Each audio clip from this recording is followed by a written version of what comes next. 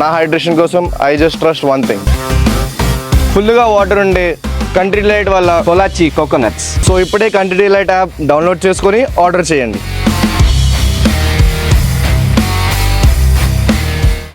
సరే, ఏంటి కూటమి స్పీడ్ పెంచిందా? కసిరెడ్డి, పిఎస్ఆర్ ఆంజనేయులు ఇప్పుడు అరెస్టు, మొన్న వల్లభనేని వంశీ. అసలు ఈ అరెస్టుల ఆంతర్యం ఏంటి? అరెస్ట్లోనే రెడ్ బుక్ ఆంతర్యం అని చెప్పాడు కదా మీకు. ఆంతర్యమే ఉన్నది, ఆంతర్యమో అన్ని ఆర్యాలు అన్నీ రెడ్ బుక్కే. రెడ్ బుక్లో లోకేష్ రాసుకొని ఉన్నాడో ఒక్కొక్కటి మొదలవుతుంది. ఏమైందంటే ఈ కూటమి అధికారంలోకి వచ్చే సమయంలో ఆంధ్రప్రదేశ్లో పోలరైజేషన్ ఏ స్థాయికి వచ్చిందంటే వర్మ, అసలు ఇప్పుడు తెలుగుదేశం శ్రేణులు తెలుగుదేశం పైన అటాక్ చేస్తున్నారు. మీరు ABN Radhakrishna weekend comment with RK చూడండి, ఎన్నిసార్లు చెప్తున్నాడు తెలుగుదేశం సోషల్ మీడియా ఆగడం లేదు అని. మీరు ఆంధ్రజ్యోతి పేజ్ 1 చూడండి, వార్తలు తెలుస్తాయి. సో అసలు తెలుగుదేశం నాయకత్వం పైన ఒక రకంగా ఆ పార్టీ శ్రేణులు తిరగబడుతున్నారు. ఇంకా ఎందుకు అదే అధికారులు ఇంకా ఎందుకున్నారు, ఆ నాయకులకు ఎందుకు ఏమీ జరగడం లేదు సో అనే ప్రశ్నలు ఉత్పన్నమవుతున్నాయి కదా. దాదాపు అనేకైనా వివేకానంద హత్యకు బాధ్యులైన వారిని ఇంతవరకు ఏం చేశారు, ఎక్కడ పట్టుకున్నారు? మీకు జగన్మోహన్ రెడ్డి పైన హత్యా ప్రయత్నం అనేది కోడికత్తి ఏమైంది కేసు, ఇంతవరకు బయటపడదా? మరి సునీతకు ఎందుకు న్యాయం జరగడం లేదు? సో అందువల్ల దీనికి ఒక క్వశ్చన్ సీరియస్గా ఉంటాయి కదా.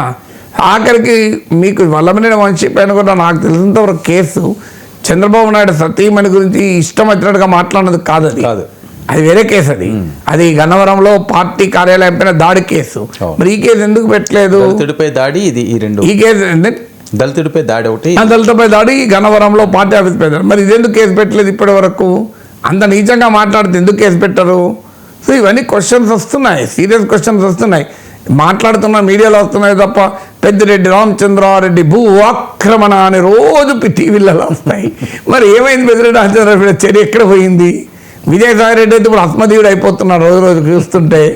ఆయన జగన్ తిడుతుంటే మరి ఆయన రేపు బీజేపీలో చేరి కూటమిలో బిగ్ బాస్గా వస్తాడా అనేటువంటి అనుమానం కూడా కలుగుతుంది.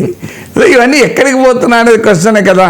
సో బాలినేని శ్రీనివాసరెడ్డి వెళ్ళి జనసేన నాయకుడిగా తెలుగుదేశం పక్కన కూటమిలో చేరితే ఆ పక్కన పాపం ఆయన ఎమ్మెల్యే జనార్దన, సో ఆయన పాపం భరించలేకపోతున్నాడు కదా.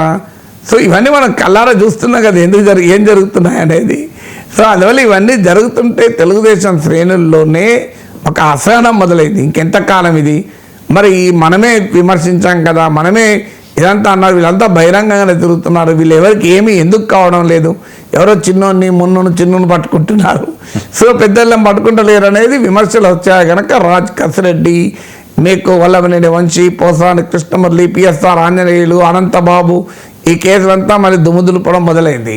సో ఇది కూడా లాజికల్ ఎండింగ్ వస్తుందో తెలియదు. సీజ్ ద షిప్ ఏమైంది? ఇప్పటికీ షిప్ లేదు, సీజ్ లేదు కదా.